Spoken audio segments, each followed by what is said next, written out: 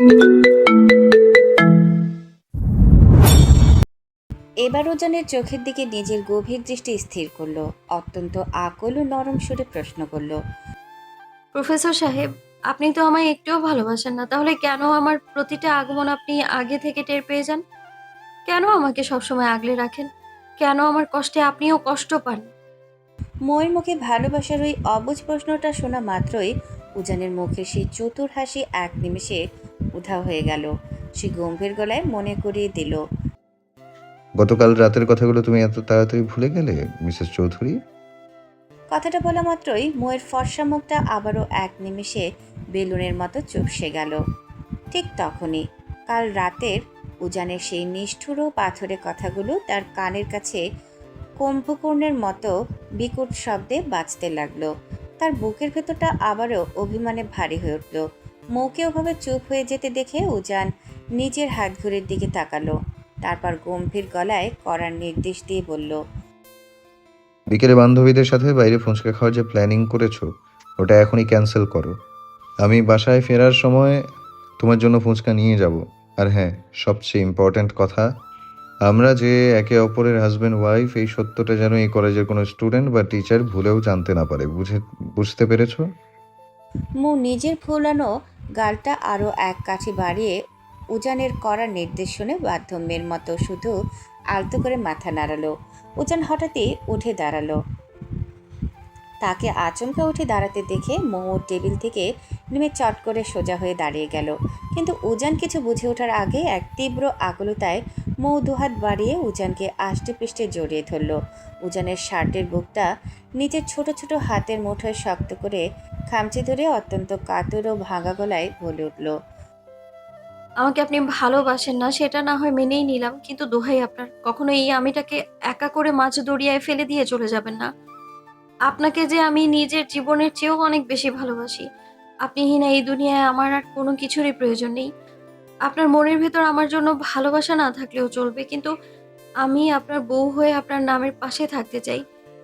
আমার এই একমাত্র অধিকারটুকু প্লিজ অন্য কোনো নারীকে দিয়ে দিয়েন না। আমি অন্য কারো বুকে আপনাকে কিছুতেই সহ্য করতে পারবো না, আমি মরেই যাব। উজান তীব্র চমকে উঠে মৌয়ের দিকে তাকালো। হুট করে এই মেয়েটার কি হলো সে কিছুতেই বুঝতে পারছে না। ময়ের এই আকুল আর্তনাদ আর হারানোর ভয় এক পলকে উজানের ভেতরের শক্ত পুরুষালী অহংকারকে যেন নাড়িয়ে দিল।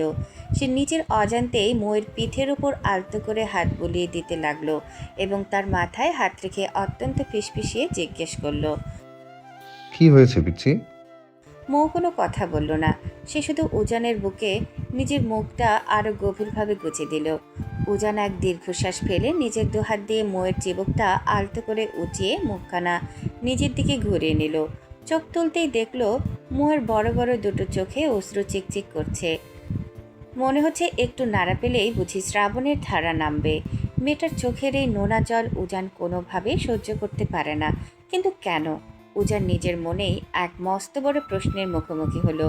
সে তো মনে মনে মৌকে নিজের বউ হিসেবে স্বীকারই করতে চায় না। মৌ তো তার জীবনে কেবলই এক বড় দায়িত্ব আর ফ্যামিলির চাপে দেওয়া এক বন্ধন মাত্র। তাহলে কেন এই মেয়ের চোখের সামান্য দুফোঁটা জল দেখলেও তার নিজের বুকের ভেতরটা অমন তীব্র হাহাকার করে ওঠে? এটা কি শুধুই দায়িত্ববোধ, নাকি নিজের অজান্তেই এই পুচকে বিড়ালের বাচ্চার জন্য তার পাথরে মনে এক মায়ার জাল তৈরি হচ্ছে? উজান আর বেশি দূর ভাবতে পারল না। এসব গভীর অনুভূতি নিয়ে ভাবা তার নিজের তৈরি করা রুলসের বাইরে, তবুও বারবার এই মেয়েটার মায়াবী মুখটাই তার মাথায় ঘুরঘুর করে। হঠাৎই নিজের ভাবনায় ঘোর কাটতে উজানের স্থির দৃষ্টি গিয়ে থামল ময়ের শুকনো ও ম্লান ঠোঁট দুটোর দিকে। পিচ্ছি, কথা বলছো না কেন? মুখটা অমন শুকনো দেখাচ্ছে কেন তোমার? মৌ এবার ছোট্ট বাচ্চাদের মতো উজানের শার্টের বুকে নিজের নাকটা ঘষে মুছে নিল। আপনাকে আমার থেকে কেউ কেড়ে নিতে চাইছে। আপনি যদি আমায় নিঃস্ব করে চলে যান, তাহলে আমি বাঁচবো কি করে? উজান মৌয়ের মুখে এমন বোকা বোকা কথা শুনে মৃদু হাসল। সে মৌয়ের কপালে আলতো করে নিজের আঙুল দিয়ে একটা টোকা দিয়ে বলল। মিসেস উজান চৌধুরীর মুখে এমন দুর্বল কথা তো একদম মানায় না। সে তো এত সহজে ভেঙে পড়ার মেয়ে নয়। আজ হঠাৎ কি হলো? হুম? আপনার এত সাধের প্রিয় জিনিস বাইরে থেকে কেউ এসে কেড়ে নিতে চাইলেই আপনি কি তাকে ওভাবে সহজে ছেড়ে দেবেন? প্রশ্নই আসে না। মৌ এক ঝটকায় উজানের বুক থেকে নিজেকে ছাড়িয়ে সোজা হয়ে দাঁড়িয়ে গেল। সে নিজের নাকটা উঁচিয়ে বেশ কড়া গলায় তেজ দেখিয়ে বলে, যেখানে আমি আমার ইউজ করা একটা সামান্য সুতোও কখনো কাউকে দেব না, সেখানে আপনাকে তো অন্য কারোর সাথে শেয়ার করার প্রশ্নই ওঠে না। দেখে নেব আমি ওই ডাইনি দুটোকে। আমার বরের দিকে নজর দিলে এক একটা মাথার চুল টেনে একদম ছিঁড়ে কদম ফুল বানিয়ে ফেলবো আমি। হুম। রাগে ফুঁসতে ফুঁসতে নিজের হাত দুটো মুঠো করে কথাটা বলল মৌ। অতিরিক্ত রাগের কারণে এই মুহূর্তে তার ফর্সা নাকের ডগাটা একদম পাকা টমেটোর মতো টকটকে লাল হয়ে গিয়েছে। তবে পরক্ষণেই উজানের মুখের দিকে তাকিয়ে সে হুট করেই মিষ্টি হাসি ফুটিয়ে আদুরে স্বরে আওড়ালো, ভীষণ ভালোবাসি আপনাকে দুলহাজান। আপনি শুধু আমার, অনলি এই মৌ চৌধুরী, আর কারো নন। এই কথাটি বলেই মৌ সেখানে আর একটি মুহূর্ত দাঁড়ালো না। উজানের সামনে নিজের লজ্জাটুকু আড়াল করতে সে এক প্রকার ঝড়ের গতিতে দৌড়ে কেবিন থেকে বেরিয়ে চলে গেল। উজান তার ওই চপল ও পাগলাটে চলে যাওয়ার পথের দিকে তাকিয়ে নিজের মনেই এক তৃপ্তির মুচকে হাসি ঝোলালো। তারপর নিজের পরবর্তী ক্লাস নেওয়ার জন্য করিডোর দিয়ে বেরিয়ে গেল। ক্লাস শেষ হতেই মৌ আর মেহের হাফ টাইমের বিরতিতে একসাথে ক্যাম্পাসের মেইন ক্যান্টিনের দিকে চলে গেল। দুজনে মিলে হালকা কিছু স্ন্যাক্স আর কোল্ড ড্রিঙ্কস খেয়ে আড্ডা শেষ করে ক্যান্টিন থেকে বের হলো। মৌ মেহেরের কাঁধে নিজের একটা হাত রেখে পুরো ক্যাম্পাসটা ঘুরে ঘুরে দেখতে লাগলো। অবশ্য ক্যাম্পাস ঘুরে দেখা কথাটা বললে একটু ভুলই হবে, কারণ মৌয়ের চোখ দুটো আসলে পুরো মাঠ জুড়ে ছদ্মবেশে শুধু তার গম্ভীর প্রফেসর বর উজান চৌধুরীকে খুঁজে বেড়াচ্ছিল। ঠিক তখনই এক ঝড়ো বাতাসের মতো হুট করে পাশ থেকে কেউ একজন এসে চরম শক্ত হাতে মৌয়ের ফর্সা কবজিটা আঁকড়ে ধরে এক মস্ত বড় হ্যাচকা টান দিল। আচমকা এমন অতর্কিত ও হিংস্র হামলায় মৌ প্রথমে ভীষণ ভয় পেয়ে নিজের চোখ মুখ একদম খিচে বন্ধ করে ফেলল। তবে ধীর পায়ে চোখ মেলল, দেখল তার অতি পরিচিত বকে যাওয়া লম্পট ছেলে জিহাদ অত্যন্ত নির্লজ্জের মতো তার সামনে দাঁড়িয়ে আছে। আর ঠিক এই ধস্তাধস্তির মাঝেই চোখের পলকে তাদের দুজনকে কেন্দ্র করে চারপাশে ডজন ডজন স্টুডেন্ট এসে এক মস্ত বড় গোল বৃত্ত তৈরি করে ভিড় জমালো। মেহের মুখে ওভাবে আটকে পড়তে দেখে দূর থেকে এক প্রকার দৌড়েই মৌয়ের পাশে এসে দাঁড়ালো। মৌ তখনও নিজের জায়গায় পুরো স্তব্ধ ও নিথর হয়ে দাঁড়িয়ে আছে। সে আসলে ৮-১০টা সাধারণ মেয়ের মতো নয়, বরাবরই একটু অন্য ধাঁচের মেয়ে। ছেলেদের সাথে অযথা মাখামাখি করা, কাছাকাছি থাকা বা ছেলেদের সাথে ফ্রেন্ডশিপ করাটা সে ছোটবেলা থেকেই একদম পছন্দ করে না। সেখানে এই ভর দুপুরে পুরো কলেজের মাঝখানে দাঁড়িয়ে জিহাদ নামের একটা ছেলে তার হাত স্পর্শ করার দৃষ্টতা দেখিয়েছে, এটা ভাবতে মৌয়ের ফর্সা কপালে রাগের এক তীব্র চড়া ঝিলিক ফুটে উঠল। এই ছেলেটা গত প্রায় মাস দুয়েক ধরে ক্লাসে কিংবা করিডোরে শুধু মৌয়ের দিকে লোলুপ দৃষ্টিতে তাকিয়ে থাকে। অবশ্য মৌ এর আগে এসবে তেমন একটা পাত্তা দেয়নি, কারণ তার মতো সুন্দরী মেয়ের দিকে ক্যাম্পাসের কত বন্ধুই তো হাঁ করে তাকিয়ে থাকে। ওসব নিয়ে মাথা ঘামানোর মতো ফালতু সময় তার নেই। কিন্তু আজ এই ছেলেটা কোন সাহসে, কার প্রশ্রয়ে সবার সামনে তার হাত টেনে ধরার মতো এত বড় স্পর্ধা দেখালো? মৌ মনে মনে ঠিক সেটাই ভাবছিল। হঠাৎ করে সবার মুখে মুখে গুঞ্জন থামিয়ে জিহাদ অত্যন্ত নাটকীয় কায়দায় মৌয়ের সামনে এক হাঁটু গেড়ে বসে পড়ল। তারপর পকেট থেকে একটা বড় লাল টকটকে গোলাপ ফুল মৌয়ের দিকে বাড়িয়ে দিয়ে পুরো মজনু স্টাইলে বলে উঠল, আই লাভ ইউ মো। তোমাকে আমি সত্যি সত্যি অনেক বেশি ভালোবাসি। বিগত 2 মাস ধরে প্রতিদিন তোমায় এই কথাটা বলতে চেয়েছি, কিন্তু মন থেকে কিছুতেই সাহস জোগাতে পারিনি। আজ সবার সামনে সেই সাহসটা করেই ফেললাম। প্লিজ আমার এই পবিত্র ভালোবাসাটা তুমি অ্যাকসেপ্ট করো। জিহাদের এই ফিল্মি স্টাইলে প্রপোজাল দেখা মাত্রই চারপাশ থেকে উৎসুক স্টুডেন্টদের কড়া তালি আর শীষ দেওয়ার বিকট শব্দ ভেসে এলো। মেহের এই পরিস্থিতি দেখে নিজের শুকনো ঢোক গিলল। সে মৌয়ের ভিতরের আসল রূপটা খুব ভালো করে চেনে, তাই সে স্পষ্ট বুঝতে পারছে আজ এই ক্যাম্পাসে খুব বড় রকমের একটা তুফান বা কালবৈশাখী ঝড় আসতে চলেছে। ঠিক তখনই মেহেরের ভাবনার মাঝেই হুট করে বাঘিনীর মতো গর্জে উঠল মৌ। সে আর 1 সেকেন্ডও সময় নষ্ট না করে জিহাদের ওই হাঁটু গেড়ে বসা মুখের গাল বরাবর সজোরে এবং ব্যাক টু ব্যাক কয়েকটি থাপ্পড় বসিয়ে দিল। আচমকা এমন থাপ্পড়ের জন্য জিহাদের হাতের গোলাপ ফুল মাটিতে ছিটকে পড়ল। মৌ এবার নিজের পুরো গলার জোর দিয়ে রাগে কাঁপতে কাঁপতে চেঁচিয়ে উঠল। ভালোবাসা তোর পেছন দিয়ে দেবো একদম। মাঝ বরাবর এমন লাথি মারবো যে জীবনে কোনো মেয়ে তো দূরের কথা, কোনো হিজড়া তোর দিকে ফিরেও তাকাবে না। সবার সামনে এমন থাপ্পড় আর কড়া কড়া গালি খেয়ে জিহাদ চট করে মেঝে থেকে উঠে দাঁড়িয়ে রাগে লাল হয়ে চেঁচিয়ে উঠল। হোয়াট? মৌ, তুমি এটা কী করলে? তোমাকে আমি প্রপোজ করলাম আর তুমি আমার ভালোবাসা অ্যাকসেপ্ট না করে সবার সামনে আমাকে এভাবে ইনসাল্ট করছো? মৌ এবার নিজের মুখটা বাঁকিয়ে চোখ দুটো ছোট ছোট করে উত্তর দিল। আরে আমার সোনা গো, তোকে কি আমি বলেছিলাম আমায় প্রপোজ কর? 7 ঘাটে পানি খেয়ে 7 বেটির সাথে থেকে আস্তাগফিরুল্লাহ নাউজুবিল্লাহ, তোর মতো একটা ক্যারেক্টারলেস ছেলেকে একসেপ্ট করার চাইতে তো সারা জীবন একাকী সিঙ্গেল হয়ে ইন্তেকাল করার জন্য আমার জন্য 1000 গুণ ভালো। লুচ্চা ছেলে একটা। জিহাদ এবার চরম রাগান্বিত ও অপমানিত বোধ করে আঙুল উঁচিয়ে বলে। মৌ, তুমি কিন্তু এবার বড্ড বেশি বেশি করছো। আর তুমি কিসের কিসের ভিত্তিতে, কোন প্রমাণের উপর দাঁড়িয়ে আমাকে এভাবে সবার সামনে খারাপ ছেলে বলছো? হ্যাঁ? চুপ কর শালা। তোর মতো 1000টা ছেলের চেয়েও 1000 গুণ বেশি হ্যান্ডসাম আর কিউটের ডিব্বা পার্সোনাল ভাবে অলরেডি আমার নিজের জীবনে আছে। সো বেশি কথা না বলে দূরে গিয়ে মর। কথাটি বলা মাত্রই মৌ সকলের সামনে জিহাদের বুকে ধাক্কা দিয়ে তাকে একপাশে ফেলে দিল। তারপর পাশে দাঁড়িয়ে থাকা মেহেরের হাতটা শক্ত করে ধরে হনহন করে ওখান থেকে চলে গেল। এদিকে জিহাদের এমন করুণ ও ধোলাই খাওয়া অবস্থা দেখে ক্যাম্পাসের বাকি স্টুডেন্টরা আড়ালে দাঁড়িয়ে খিলখিল করে হাসতে লাগলো। সবার সামনে পাওয়া এই চরম অপমান জিহাদ কোনোভাবেই মেনে নিতে পারল না। সে নিজের লাল হয়ে যাওয়া গালে হাত দিয়ে চরম হিংস্র চোখে মৌয়ের চলে যাওয়ার পথের দিকে তাকিয়ে দাঁতে দাঁত পিষে বিড়বিড় করে উঠল। এই জিহাদকে রিজেক্ট করলি তুই মৌ? এর পরিণাম যে তোর জন্য কতটা ভয়াবহ হবে তা তুই কল্পনাও করতে পারবি না। তোকে এই অপমানের শাস্তি নিজের হতে দেবো আমি। হারে হারে টের পাবি তুই। Just wait and see. Mou আর মেহের দুজনেই ক্লাস শেষে গুটি গুটি পায়ে করিডোর দিয়ে ক্লাসরুমের দিকে এগিয়ে যাচ্ছিল। কিন্তু ঠিক তখনই কোনো এক অদৃশ্য আকর্ষণে মৌ হুট করেই মেহেরের হাত ছেড়ে দিয়ে সামনের দিকে দৌড় দিল। মেহের মৌকে ওভাবে হঠাৎ ঝড়ের গতিতে দৌড়াতে দেখে নিজের জায়গায় পুরো স্তব্ধ ও হা হয়ে দাঁড়িয়ে রইল। সে কিছুতেই মাথায় খাটিয়ে বুঝতে পারছিল না এই ভর দুপুরে মৌ হঠাৎ কেন এভাবে ভৌ দৌড় দিল।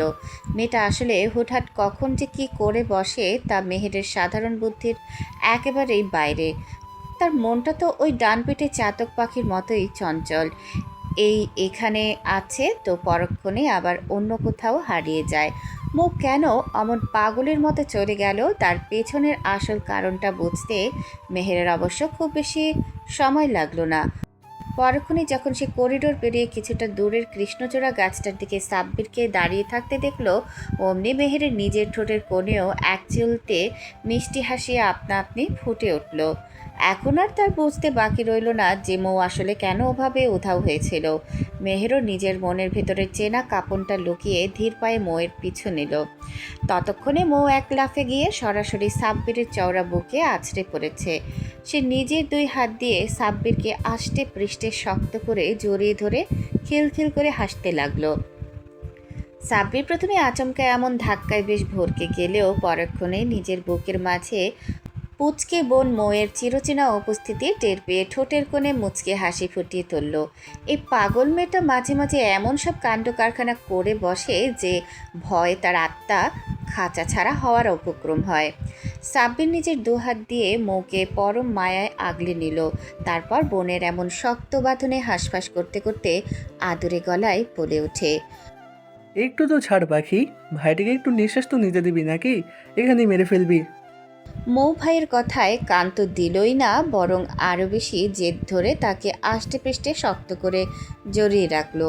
ক্যাম্পাসের মাঝে দাঁড়িয়ে ভাই বোনের এই চরম পাগলামি আর মিষ্টি আহ্লাদ দেখে মেহের সহ তাদের ফ্রেন্ড সার্কেলের বাকি সবাই হো হো করে উচ্চস্বরে হেসে উঠল। কিন্তু এই হাসাহাসিতে মৌয়ের বিন্দুমাত্র ভ্রুক্ষেপ নেই। সে এবার সাব্বিরের বুক থেকে নিজের মুখটা সামান্য সরিয়ে ঠোঁট উল্টে একরাশ অভিমানী ও কাঁদো কাঁদো স্বরে বলে উঠল, কেন ছাড়বো? আমি তোমাকে কেন ছাড়বো শুনি? নিজের বোনটাকে বিয়ে দিয়ে মাথা থেকে মস্ত বড় একটা বোঝা ঝেড়ে ফেলেছো, তাই না? এখন আর এই বোনকে একটু ভালো লাগে না তোমার? সে শ্বশুর বাড়িতে কেমন আছে না আছে তাই একটু চোখ মেলে দেখতে যেতেও ইচ্ছে হয় না তোমার? সে বেঁচে আছে নাকি মরে ভূত হয়ে গেছে তা নিয়েও তোমাদের কারো কোনো চিন্তা নেই? তোমরা সবাই খুব খারাপ, খুব। সাব্বির মৌয়ের এমন অনর্গল অভিমানের বাণ শুনে শব্দ করে হেসে উঠল। সে মৌকে এক হাতে আগলে নিয়ে পাশের একটা ফাঁকা বেঞ্চে এনে বসালো। তারপর নিজের খানিকটা নিচে হয়ে মৌয়ের গাল দুটো টেনে দিয়ে বলতে লাগলো, কে বললো তোকে আমি ভুলে গেছি? ভাগ্যে কখনো নিজের জানের টুকরো বোনেদের ভুলে থাকতে পারে? আমি আমার এই মিষ্টি বোনেদের একটা মুহূর্তের জন্য ভুলিনি, সত্যি বলছি। তাহলে তুমি এতদিন আমাকে একটা বারও দেখতে গেলে না কেন? বিয়ের পর আজ এতগুলো দিন কেটে গেল, অথচ তোমাদের কাউকেই আমি একটা দিনের জন্যও চোখে দেখলাম না। ফুপি আর ফুপা কেমন আছে বলো তো? আলহামদুলিল্লাহ, সবাই অনেক অনেক ভালো আছে। তবে আম্মু সারাদিন তোর জন্য মন খারাপ করে বসে থেকে। আম্মু তো বলেছিল তোকে দেখতে তোদের বাসায় যাবে। আমি রোজ আশায় আশায় বাসার গেটের দিকে তাকিয়ে থাকি যে এই বুঝি সবাই আসবে, কিন্তু কেউ আসে না। তোমরা সবাই না বড্ড স্বার্থপর, কেউ আমায় একটুও ভালোবাসো না। এমনকি আব্বু আম্মু একটা দিন এলো না আমায় দেখতে। শুধু ওই ফোনে টুকটাক কথা বললে আমার কি মন ভরে বলো? সাব্বির বোনের চোখের কোণে জল চিকচিক করতে করতে দেখে মনটা খারাপ করে ফেলল। সে আলতো করে মৌয়ের চোখের জল মুছে দিল। একদম কাঁদিস না পাখি, তোর এই ভাইটা কিন্তু নিজের বোনদের চোখের অশ্রু এক ফোঁটাও সহ্য করতে পারি না। আর মেহের, তুই ওখানে ওভাবে দূরে দাঁড়িয়ে আছিস কেন? এদিকে আয়, আমাদের পাশে এসে বস। মেহের মুচকি হেসে নিজের ওড়নাটা সামনে নিয়ে ধীর পায়ে এসে সাব্বিরের ঠিক পাশের খালি জায়গাটায় বসলো। বর্তমান যুগে যেখানে নিজের আপন ভাই বোনদের মধ্যে বিন্দুমাত্র মিল থাকে না, সেখানে তারা ফুফাতো মামাতো ভাই বোন হওয়া সত্ত্বেও আপনের চেয়েও অনেক বেশি আপন। মৌ এবার হুট করে নিজের কান্নার পর্ব শেষ করে। চোখ দুটো বড় বড় করে মাথা উঁচিয়ে বলে উঠল, ভাই আমার চকলেট কোথায়? মৌয়ের মুখে চকলেট শব্দটা শোনা মাত্রই সাব্বির একদম থতমত খেয়ে চুপ হয়ে গেল।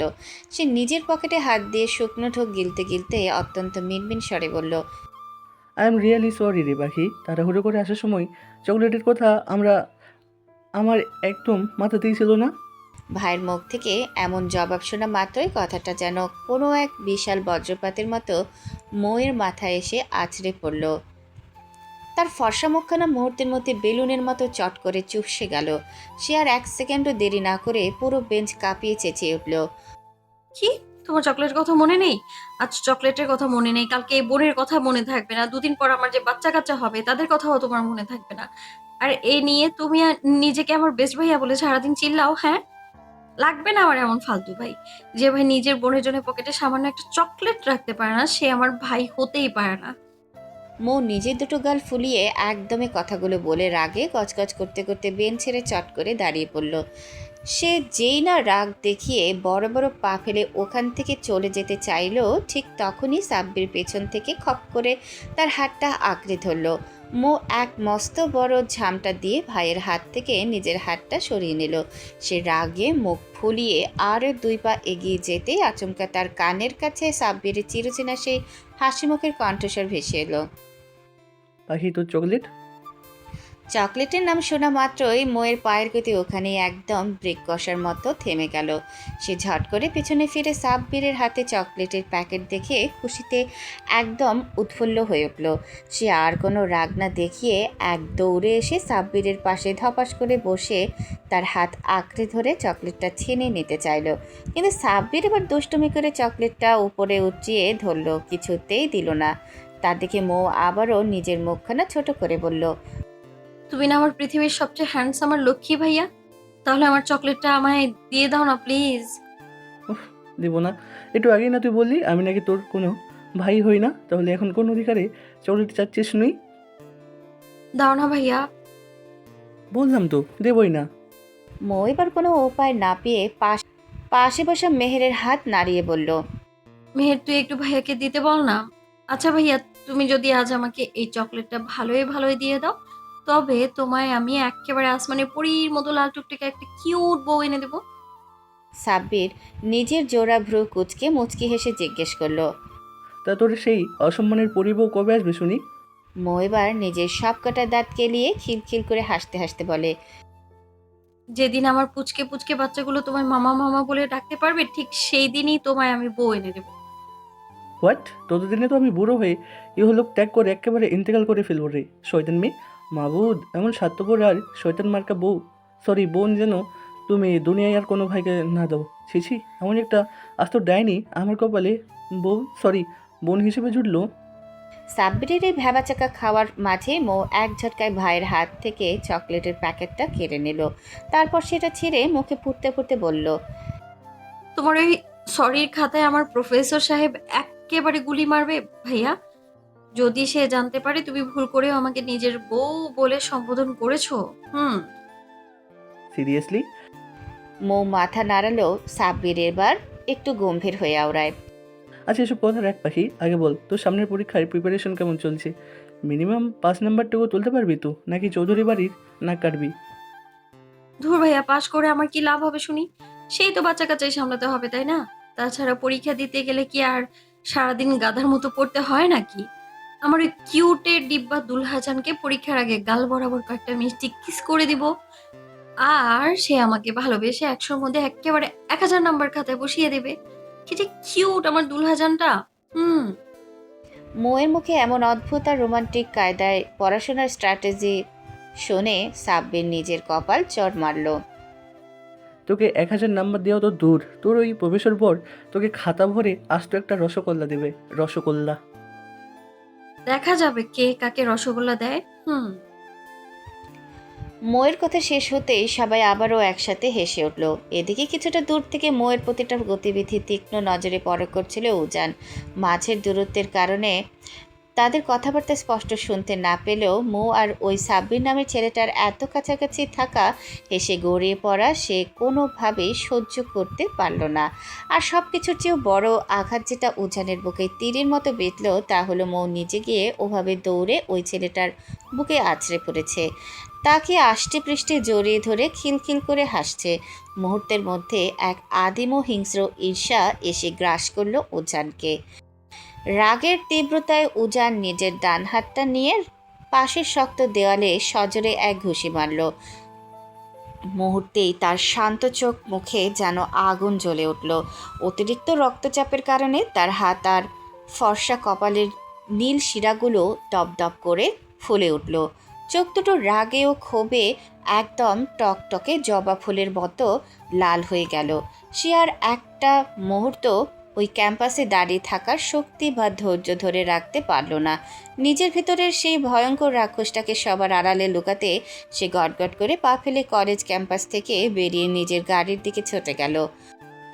উজান তার পার্সোনাল বাংলো বাড়িতে এসে পৌঁছালো। ভেতরে ঢোকা মাত্রই তার ভেতরের সেই বদ্ধ উন্মাদ রূপটা বেরিয়ে এলো। সে একাই পুরো ড্রয়িং রুম আর নিজের বেডরুম তছনছ করে ফেলতে লাগলো। রুমের কাচের শোপিস, ল্যাপটপ, টেবিল, ল্যাম্প কিছুই আর আস্ত রইল না। সব কিছু লাথি আর হাতের আঘাতে ভেঙে চূর্ণ বিচূর্ণ করে পুরো রুমটাকে ধ্বংসস্তূপে পরিণত করলো সে। কিন্তু এতেও তার ভেতরের সেই বিষাক্ত জ্বালা একটুও কমল না। উজান টেবিলের উপর রাখা তার ল্যাবের তীব্র ক্ষতিকারক নাইট্রিক অ্যাসিডের বোতলটা হাতে নিল। নিজের কোনো ভ্রুক্ষেপ ছাড়াই এক ভয়ঙ্কর পাগলামিতে সে নিজের ডান হাতের উপর সরাসরি সেই গনে গনে অ্যাসিড ঢেলে দিল। তীব্র অ্যাসিডের বিক্রিয়ায় চামড়া পুড়তে শুরু করলো। মাংস কামড়ে ধরার মতো অসহ্য যন্ত্রণা হতে লাগলো। তবু সে উন্মাদের মতো দাঁড়িয়ে রইল, একটুও কুঁকড়ে গেল না, এমনকি যন্ত্রণায়ও চেঁচালো না। তার উপর অন্য হাত দিয়ে সে একের পর এক কড়া অ্যালকোহলের ড্রিঙ্কসের বোতল মুখে ঢেলে শেষ করতে লাগলো। শরীর আর মন দুটোকেই অবশ করে দেওয়ার এক অদ্ভুত নেশা চেপে বসেছে তার মাথায়। উজান শুধু এতটুকুতেই ক্ষান্ত হয়নি। তার চোখের সামনে বারবার ভাসছিল মৌয়ের ওই অন্য পুরুষের জড়িয়ে ধরার দৃশ্য। সে ব্ল্যাক হুডি বের করে গায়ে জড়িয়ে মুখে কালো মাস্ক লাগিয়ে এক হাত লোহার রড নিয়ে সোজা চলে গিয়েছে সেই সাব্বিরের কাছে। কলেজ থেকে ফেরার পথে নির্জন রাস্তায় সাব্বিরকে একা পেয়ে উজান নিজের চেনা রূপ লুকিয়ে উন্মাদের মতো ইচ্ছে মতো ধোলাই দিয়ে এসেছে তাকে। লোহার রডের উপর্য পড়িয়ে আঘাতে ছেলেটাকে একেবারে রক্তাক্ত আধমরা করে রাস্তায় ফেলে এসেছে। ইচ্ছে করছিল ওই রডটা দিয়ে ওখানেই তাকে খুন করে মাটিতে পুঁতে ফেলতে, কিন্তু তখনই তার মনে হলো এই ঘটনায় ছেলেটার চেয়েও তো তার নিজের ঘরের ওই জেডি পুচকে বিড়ালের বাচ্চার ভুল অনেক বেশি। মন চাচ্ছিল ছুটে গিয়ে এখনই মৌকে ঠিক সেম টু সেম আঘাতে রক্তাক্ত করে শিক্ষা দিতে, কিন্তু উজান খুব ভালো করেই জানে মৌয়ের ওই শরীরে সামান্য একটা ফুলের টোকা দেওয়ার মতো কলিজা বা ক্ষমতা এই উজান চৌধুরীর নেই। আর ঠিক সেই কারণেই মৌকে আঘাত করতে না পারার সেই চরম ব্যর্থতা আর ক্ষোভ উজান নিজের শরীরের উপরে মেটাচ্ছে, নিজেকেই নিজে এভাবে পুড়িয়ে শেষ করছে। সে তো বুক ফুলিয়ে সবাইকে বলে সে নাকি এই মেয়েটাকে একটুও ভালোবাসে না, তবে কেন, কোন অধিকার বোধ থেকে সে মোকে অন্য কোনো পুরুষের ছায়াতেও সহ্য করতে পারছে না? এই জটিল মনস্তাত্ত্বিক প্রশ্নের উত্তর উজান চৌধুরী নিজেও জানে না। ঠিক তখনই দরজাটা সজোরে ঠেলে ঝড়ের গতিতে ভেতরে প্রবেশ করলো ইফাত আর তন্ময়। তন্ময় উজানের স্কুল লাইফের ক্লোজ ফ্রেন্ড। কলেজ থেকে উজানকে ওভাবে উন্মাদের মতো গাড়ি নিয়ে বেরিয়ে যেতে দেখে বড় বিপদের আভাস পেয়ে তন্ময়কে সাথে নিয়ে সোজা এখানে ছুটে এসেছে। ভেতরে ঢুকে রুমের এই ধ্বংসাবশেষ আর উজানের এই জঘন্য বেপরোয়া অবস্থা দেখা মাত্রই দুজনেই স্তব্ধ হয়ে গেল। ইফা তার এক সেকেন্ডও দেরি না করে দৌড়ে এসে উজানের হাত থেকে সেই ড্রিঙ্কসের বোতলটা কেড়ে নিয়ে দূরে ছুঁড়ে ফেলে দিল, আর তন্ময় দ্রুত ফ্রিজ খুলে ঠান্ডা বরফ আর পানির বোতল এনে উজানের অ্যাসিডে ঝলসে যাওয়া পুড়তে থাকা হাতটা শক্ত করে চেপে ধরল। কিন্তু উজান এক তীব্র ঝটকায় তন্ময়ের হাত থেকে নিজের পোড়া হাতটা সরিয়ে নিল। যন্ত্রণায় তার পুরো শরীর কাঁপছে। ততক্ষণে ইফাত এই আত্মঘাতী রূপ দেখে চরম রেগে গিয়ে তার দুই কাঁধ খপ করে ধরে সজোরে একটা ঝাঁকুনি দিল। অত্যন্ত ধমকের সুরে চেঁচিয়ে উঠল, উজান, তুই কিন্তু এবার বেশি বাড়াবাড়ি করছিস, লিমিট ক্রস করে যাচ্ছিস। তুই কেন নিজেকে এভাবে কষ্ট দিচ্ছিস? তুই তো নিজেই বলিস তুই নাকি মৌ নামের মেয়েটাকে বিন্দুমাত্র ভালোবাসিস না, তাহলে কেন? মৌ শব্দটা শোনা মাত্রই উজানের মদ্যপ রক্তাক্ত মস্তিষ্কে যেন 1000 ভোল্টের কারেন্ট শক লাগলো। সে আর নিজের উপর নিয়ন্ত্রণ রাখতে পারল না। বাঘের মতো এক হিংস্র হুঙ্কার ছেড়ে সে ঝাঁপিয়ে পড়ে ইফাতের শার্টের কলারটা নিজের দুই হাতের মুঠোয় শক্ত করে চেপে ধরল। অতিরিক্ত ড্রিঙ্কস আর অ্যাসিডের যন্ত্রণার কারণে উজান এক মুহূর্তে নিজের পায়ে সোজা হয়ে দাঁড়িয়ে থাকার শক্তিটুকুও প্রায় হারিয়ে ফেলেছে। তার শরীর টলছে, তবুও নিজের ভেতরের সমস্ত পুরুষালী জেদ আর হিংস্রতা এক জায়গায় এনে ইফাতের মুখের ওপর দাঁড়িয়ে হিংস্রসুলভ হুঙ্কার ছেড়ে গর্জে উঠল।